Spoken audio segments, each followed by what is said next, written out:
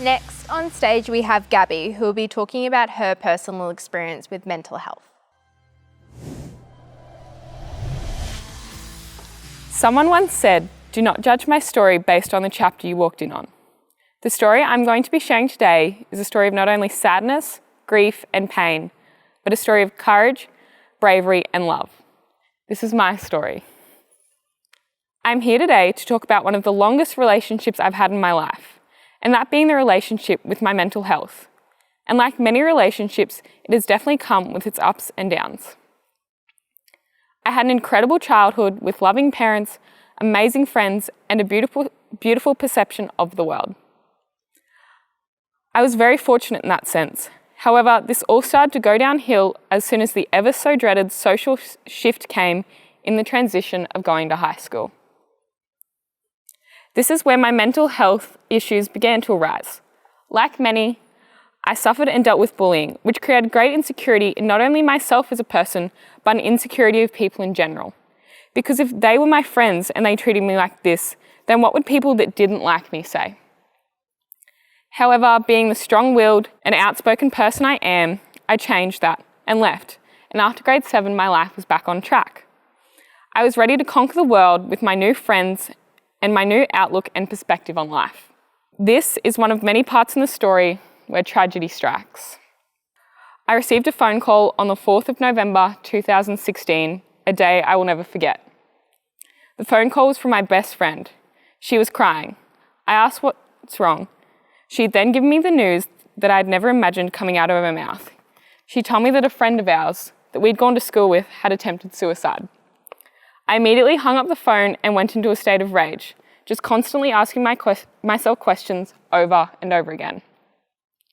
He then passed away 2 days later. This was my first large experience with grief, and a shocking one at that.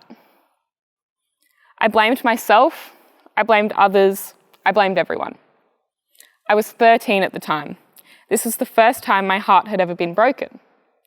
Because I was so unsure of what was worse, the shock of what happened or the pain of what never will. It's fair to say that this truly broke me. But I chose not to deal with it and move on, to just push it into the back of my mind and hope that one day I would be okay. And for a while, that worked. Until I started to develop a fear of being happy.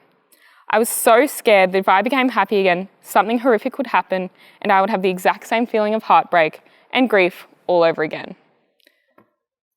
My once happy and optimistic perception of the world had drastically changed and was now a dark place in which I had to adjust to the tragedies in my life that forced me to grow up before I had the chance to make that decision myself.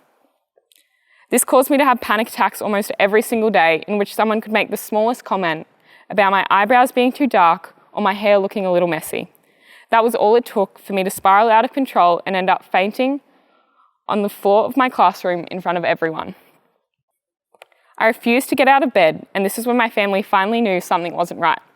So I finally did one of the toughest things I'd ever had to do in my life. I got help.